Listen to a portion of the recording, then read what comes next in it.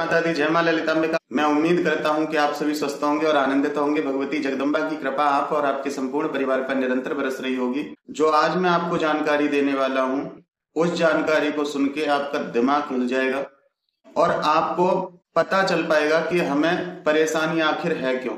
लेकिन यदि आप इस वीडियो को पूरी तरह से देखोगे तो आपको कहीं ना कहीं अपने प्रश्नों के जवाब मिलेंगे, जिसकी वजह से आप उन परेशानियों से बाहर निकल सकते हैं। आज उन लोगों के भी प्रश्नों के जवाब मिल जाएंगे जो लोग कहते हैं कि हम भक्ति पूजा करते हैं फिर भी हमें गलत सपने क्यों आते हैं। भूत प्रेत भी आपको समझ में आएंगे, ध्यान मार्ग भी आपको समझ में आएगा। तो आज इस वीडियो में एक तरह से ये कह सकते हैं कि आपके बहुत सारे सवालों के जवाब हैं, तो वीडियो को अंत तक देखें। जानकारी यदि आपको पसंद आती है तो वीडियो को लाइक कर देना, जिससे मुझे थोड़ा मोटिवेशन मिलता है आपके लिए ऐसे रहस्यों को लाने के लिए। जय माता दी कमेंट में अवश्य लिखें, क्योंकि भगवती का एक बार नाम उच्चारण करने में किसी का कुछ नहीं जाता। और आप मुझसे जुड़ा रहना चाहते हैं, मां ललिता अंबिका परिवार के सदस्य बनना चाहते हैं, तो चैनल को आप सब्सक्राइब कर लें, जिससे कि मैं आगे कभी आपको कुछ समझाऊं या बताऊं तो आपको सबसे पहले पता चले और आप उस चीज को अपने जीवन में धारण कर सकें। तो वीडियो को शुरू करते हैं। देखिए, सबसे पहले बात करते हैं ध्यान साधना की। ध्यान साधना करने वाला व्यक्ति इतना परेशान हो जाता है कि उसकी समस्या का समाधान कोई नहीं कर सकता है। यदि उस व्यक्ति का कोई गुरु नहीं है तो उसका समस्या का समाधान नहीं हो सकता, और या फिर उस व्यक्ति को खुद अपनी समस्या का समाधान करना पड़ेगा। तीसरा व्यक्ति नहीं कर सकता है, इतना आप हमेशा ध्यान रखना। बहुत से लोगों के क्या आपने देखा होगा, उन्हें प्रेत समस्या भी नहीं है, उन्हें पितृ समस्या भी नहीं है, उनको कुलदेवी की समस्या भी नहीं है, उनको शारीरिक समस्या भी नहीं है, उनको मानसिक समस्या भी नहीं है, लेकिन फिर भी वो लोग भूत प्रेतों से घिर रहे हैं। बहुत से लोगों को आपने देखा होगा जिनके घर में यदि देखा जाए उनके देवी देवता खड़े हैं, उनके शरीर को देखा जाए तो वो असकाय जर्जर होते जा रहे हैं। किसी भी चीज की घर में खाने पीने की कमी नहीं है। पहले वो भक्ति करते थे, अब वो भक्ति से भी दूर होते जा रहे हैं।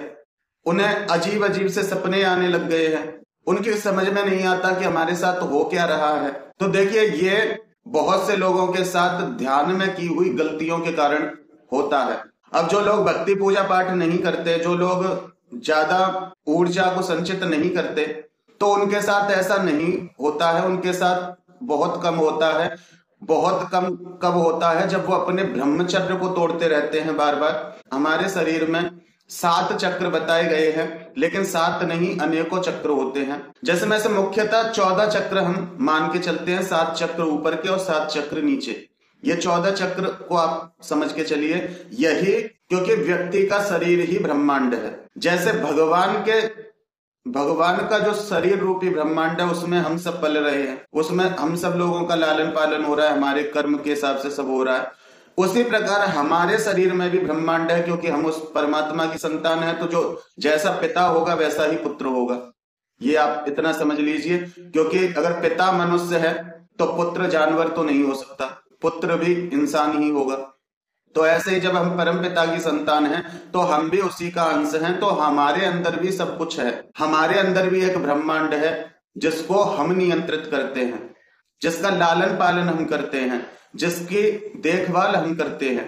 तो उसी प्रकार जैसे ब्रह्मांड में आपने सुना 14 भवन, तो वो 14 भवन हमारे ही अंदर हैं। 7 चक्र ऊपर के और 7 नीचे के। ऊपर के जो चक्र हैं, जब हम उन चक्रों में आगे बढ़ते हैं तो हम धीरे धीरे शिव तत्व को प्राप्त कर लेते हैं। हम खुद शिव बन जाते हैं जब अपने चक्रों का भेदन करते हुए ऊपर उठते हैं। वहीं यदि हम नीचे के चक्रों में जाते हैं तो नीचे के चक्र में नकारात्मकता का वास है। जैसे पृथ्वी से नीचे के जो लोग हैं उनमें नकारात्मकता है। अगर लोग, सुतल लोग, पाताल लोग, रसातल लोग, इस प्रकार के जो लोग हैं, ऐसे ही हमारे शरीर में भी है। और जब हम काम वासना से ऊपर नहीं उठते तो हम ऊपर के लोकों में नहीं जा सकते। जैसे देव योनि जब प्राप्त होती है, जब हम अपने काम, क्रोध, मद, मोह, लोभ, मत्सर इन विकारों का समन करते हैं, तो तब हम यहाँ शिवत्व पे पहुंचते हैं, तब हम शिवत्व को धारण करते हैं।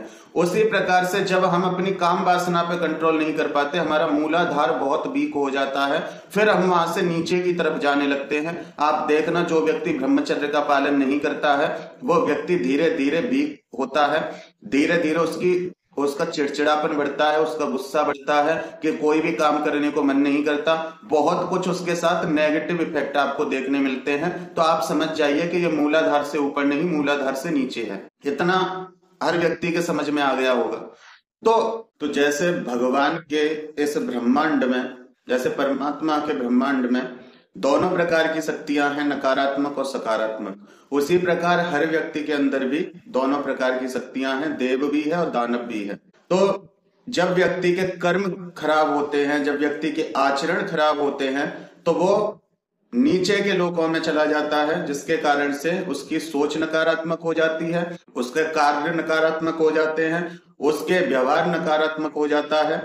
तो बहुत कुछ ऐसा होता है जिससे व्यक्ति अपना ही विनाश कर लेता है, अपना ही नुकसान कर लेता है।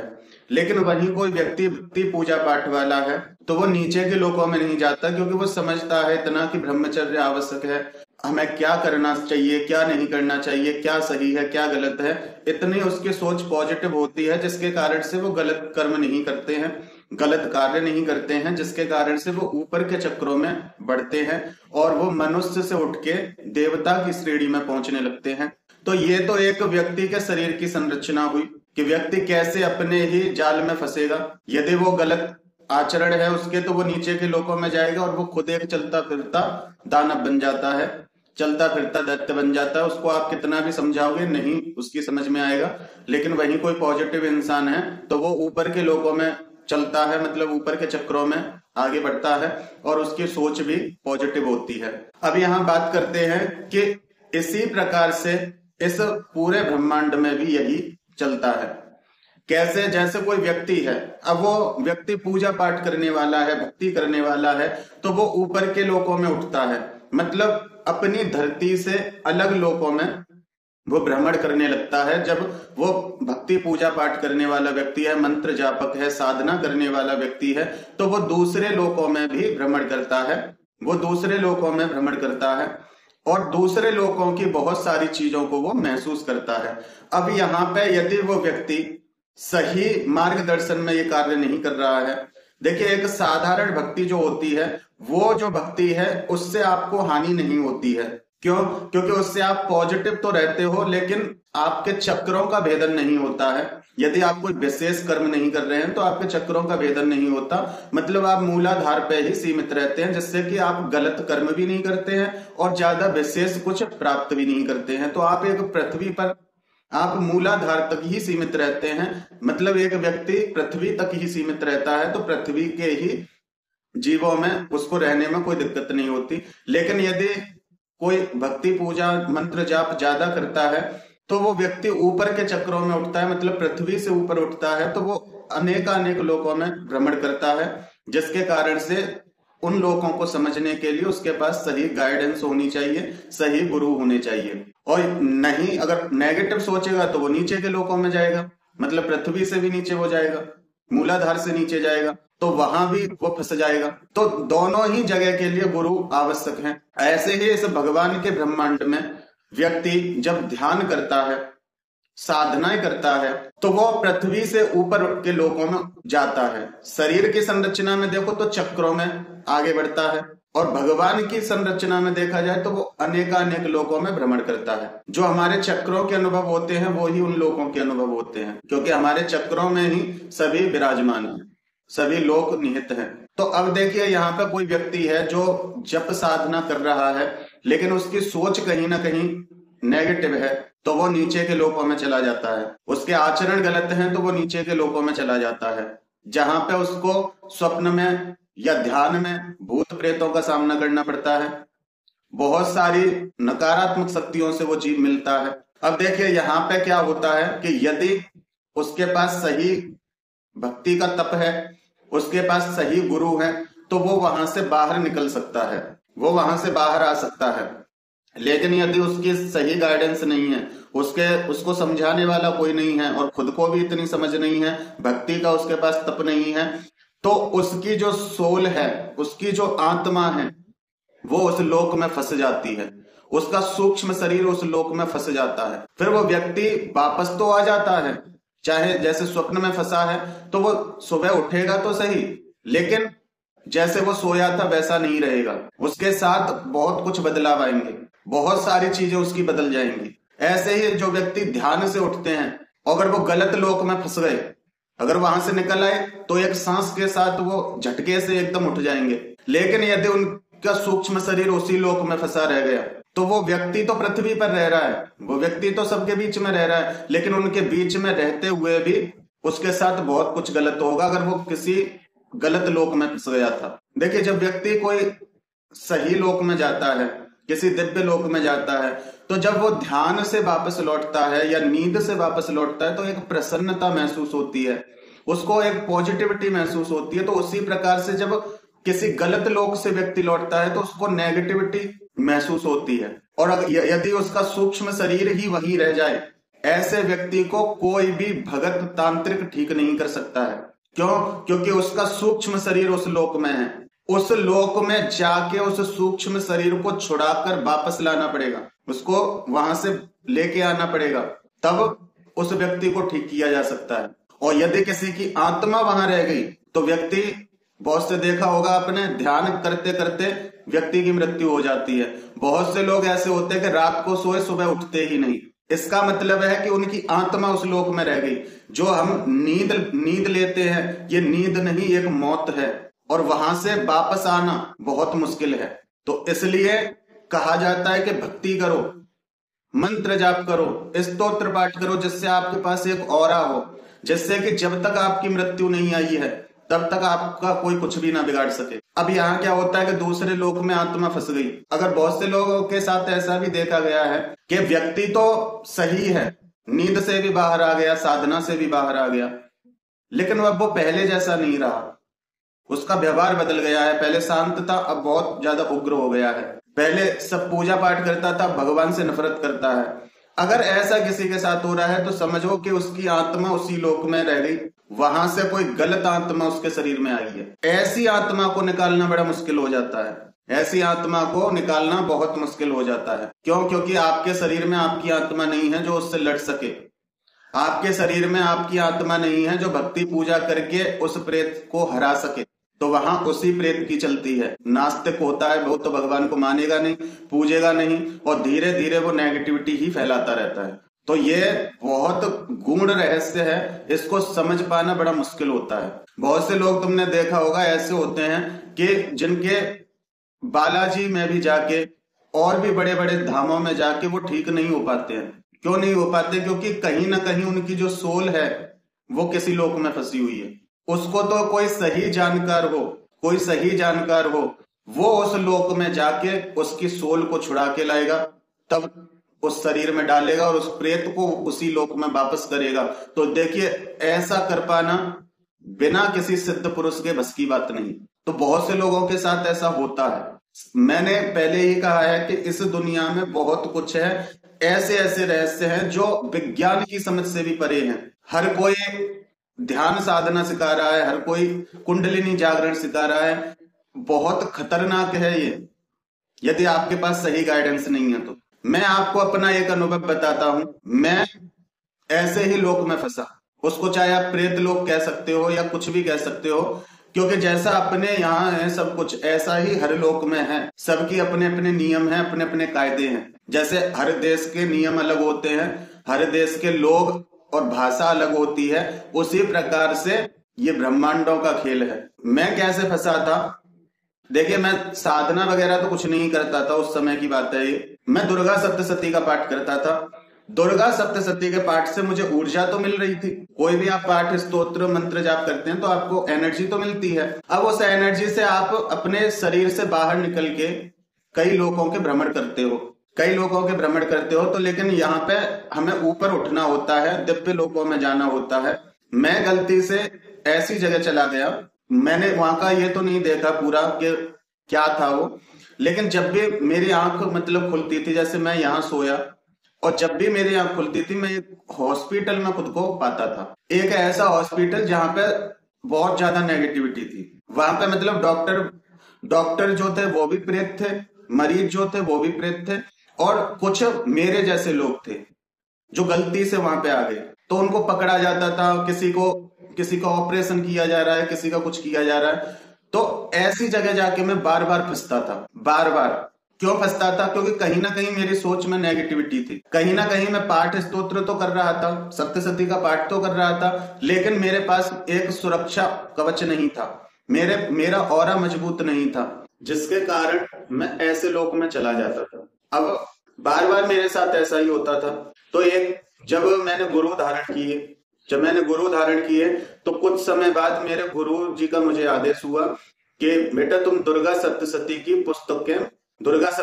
पुस्तकें बांटो। तो मैंने कहा गुरुजी से, मैंने कहा कि ठीक है, मैं दुर्गा सप्तशती की पुस्तक बांटूंगा, वैसे भी मैं दुर्गा सप्तशती के पाठ को छोड़ना चाहता हूँ। तो गुरुजी ने कहा कि तू दुर्गा सप्तशती का पाठ क्यों छोड़ना चाहता है? ये तो बहुत अच्छी चीज है और तू माँ की भक्ति करता है, तो तुझे तो दुर्गा सप्तशती का पाठ करना चाहिए। तो मैंने उनसे कहा, मैंने गुरुजी जब भी मैं दुर्गा सप्तशती का पाठ करता हूँ और दुर्गा सप्तशती से जो भी एनर्जी मुझे मिलती है तो उससे मुझे नेगेटिव एनर्जी मिलती है। गुरुजी ने कहा कि नेगेटिव एनर्जी कैसे मिलती है तुझे? मैंने गुरुजी, मैं जब सोता हूं तो सोने के बाद मैं एक ऐसे लोक में पहुंच जाता हूं जो लोक मैंने कभी नहीं देखा है, और मुझे ये भी नहीं पता कि वो लोक है कि क्या है, या धरती का ही कोई सीन है। मैं एक हॉस्पिटल में पहुंच जाता हूं और वहां पे सब मरे हुए लोग हैं। तो गुरुजी ने कहा कि बेटा वो इसलिए होता है क्योंकि तेरी सोच में कहीं ना कहीं नेगेटिविटी होगी, जिस कारण से तू ऐसी जगह पहुंच जाता है। तो जितना हो उतना अच्छा अच्छा सोचा कर, तो ऐसा तेरे साथ नहीं होगा।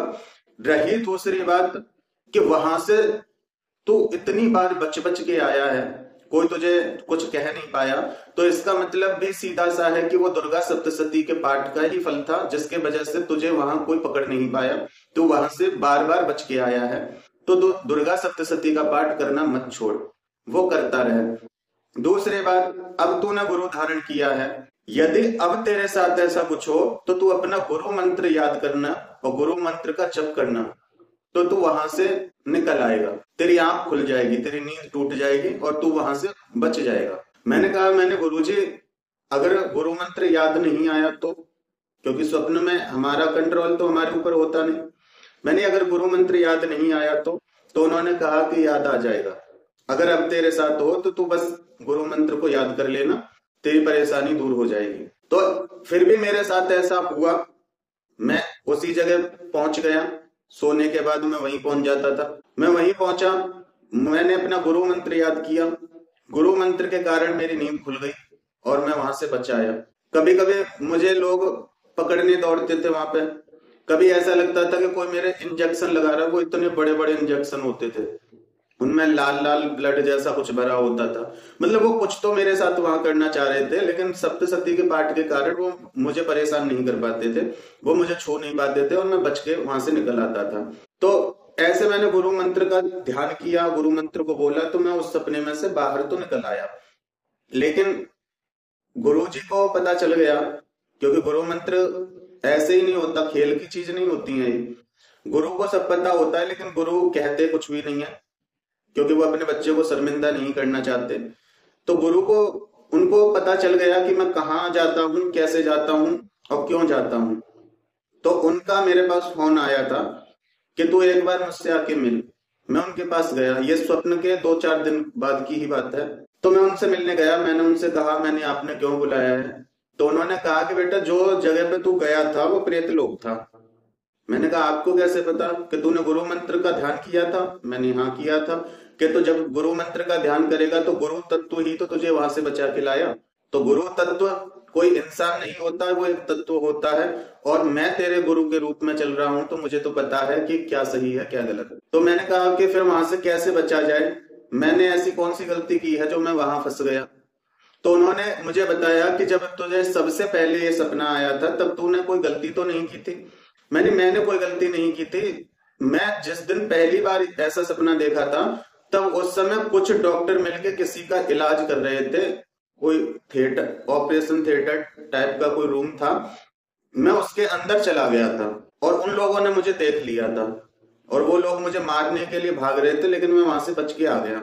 तब उन्होंने कहा कि तूने यही गलती की क्योंकि तेरे सूक्ष्म शरीर के पास एक ऑरा नहीं था, जिसकी वजह से तेरा सूक्ष्म शरीर उन लोगों ने देख लिया, जिसके पीछे वो पड़ गए हैं। क्योंकि कोई भी अपनी लोग की या अपनी जगह की जानकारी ऐसे ही नहीं खोलना चाहता है। शक्ति हमेशा गुप्त रहना चाहती है, चाहे वो पॉजिटिव हो चाहे नेगेटिव हो।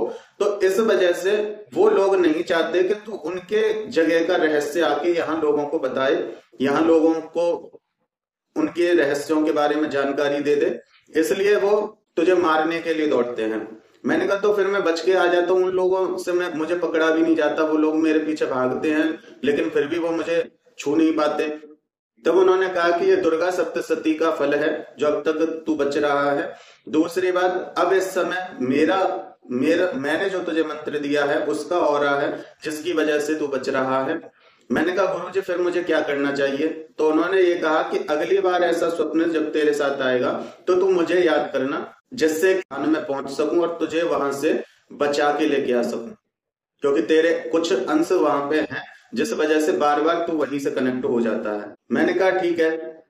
अब 2-4 दिन बाद फिर मुझे वही स्वप्न आया, लेकिन अब की बार जो स्वप्न आया था वो वाला हॉस्पिटल नहीं था जो मुझे हर बार दिखता था। अब की जो दिखा था वो कुछ उससे ठीक था।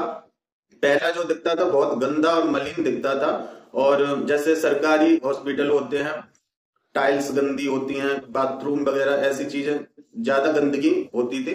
लेकिन इस सपने में सब कुछ साफ सुथरा था, लेकिन था हॉस्पिटल ही, जैसे प्राइवेट हॉस्पिटल बोल सकते हैं, कोई अच्छा प्राइवेट हॉस्पिटल हो उसमें सफाई होती है उस प्रकार से थी उसमें। क्योंकि अब मेरे पास गुरु का ऑरा था तो इसलिए ज्यादा मैं गंदगी में नहीं खुद को देख सकता था। तो गुरु के ऑरे की वजह से था वो हॉस्पिटल ही, लेकिन इतनी मलिनता नहीं थी वहां पे क्योंकि मैं प्रोटेक्ट था। और अगर होगी भी वहां मलिनता तो गुरु के ऑरे से वो गंदगी मुझसे दूर थी, इसलिए मुझे सब कुछ साफ दिख रहा था। आप कुछ भी कह सकते हैं इस चीज को। तो वहां इसी प्रकार चल रहा था, मरीज चिल्ला रहे थे, डॉक्टर्स उनके इंजेक्शन लगा रहे थे, मेरे लिए भी इंतजाम किया जा रहा था, ओटी तैयार की जा रही थी मेरे लिए, चाहे वो कुछ भी करते मेरे साथ लेकिन मेरे लिए ओटी तैयार की जा रही थी। तब मुझे वहां मैंने अपने गुरु को याद किया तो मुझे आभास हुआ अपने गुरु जी का, लेकिन मुझे दिखाई कोई नहीं दे रहा था। मुझे ऐसा लग रहा था कि जो जिस रूम में मैं हूं उस रूम के पीछे, उस रूम की दीवार के पीछे मेरे गुरु बैठे हैं, क्योंकि वो जो ऑरा था, जो मतलब मैं देख रहा था वो मेरा था, वो मेरी भूल थी, मेरे कर्म थे। तो वो मेरे कर्मों में नहीं थे, मेरे गुरु मेरे कर्मों में नहीं थे, इसलिए वो दीवार के उस तरफ थे। मुझे आभास हो रहा था कि मेरे गुरु हैं यहाँ पे।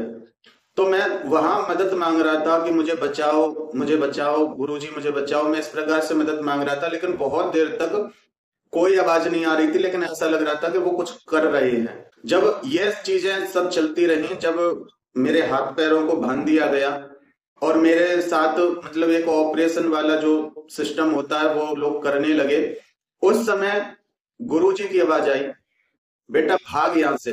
जब उनकी आवाज आई, उन्होंने 3 बार ये बोला था। 3 बार जब उन्होंने बोला मैं एकदम से भागा तो दरवाजा तो बंद था। अब बंद दरवाजा था, लेकिन फिर भी मैं उसमें से आर पार हो गया। पता नहीं कैसे, वो गुरु कृपा थी या भगवती की कृपा थी, वो मुझे समझ नहीं आई।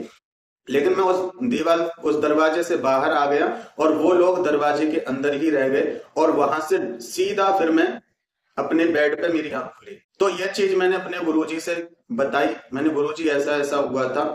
तो गुरुजी ने कहा कि वो डॉक्टर्स जो थे वो सब उस रूम के अंदर रह गए। मैंने हाँ। कि तू बाहर आ गया था? मैंने हाँ। कि वहां से तुझे तेरे गुरु मंत्र की शक्ति बचा के लाई है, तेरा गुरु तत्व तुझे बचा के लेके आया है, और जो दरवाजा बंद दरवाजे में से तू निकला है वो दरवाजा हमेशा के लिए बंद है तेरी तरफ से, अब तू वहां नहीं फंसेगा। तो उस दिन के बाद से आज करीब 1-1.5 साल हो गई इस बात को। 1-1.5 साल में मैंने आज तक वो स्वप्न नहीं देखा है कभी भी किसी भी तरह से। और अब मैं नेगेटिव सोचता भी नहीं हूं, आप लोगों को भी पॉजिटिव ही सोचने के लिए मैं कहता हूं। तो अब मेरे साथ जो अनुभव होते हैं वो अच्छे अच्छे और दिव्य दिव्य अनुभव होते हैं, क्योंकि अब मैंने नीचे के चक्रों की बजाय ऊपर उठना शुरू कर दिया। तो ऊपर के जो चक्र हैं उसके अनुसार अनुभव होते हैं।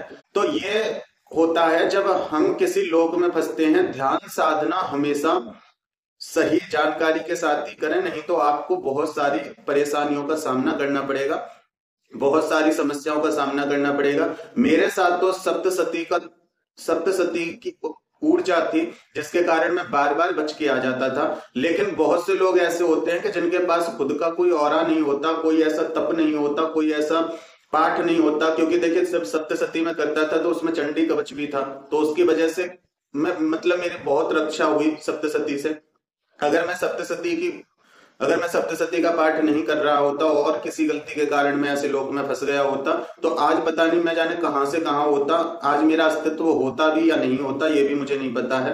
लेकिन दुर्गा सप्तशती का ये प्रताप था कि जिसकी वजह से मैं बार बार उस जगह जाके वापस लौट रहा था, और वो लोग चाह के भी कुछ नहीं कर पाते थे। और जब मेरे साथ कुछ भी गलत होने वाला होता था एकदम से आंख खुल जाती थी। तो इसको एक तरह से हम ये समझ सकते हैं कि हमारे दुनिया के अलावा भी बहुत कुछ है उसको समझने के लिए। तो लेकिन जब भी हम इन चीजों को समझने के लिए चलें तो एक तैयारी के साथ चलना चाहिए, जिससे कि हमें किसी भी प्रकार की समस्या या परेशानी का सामना ना करना पड़े।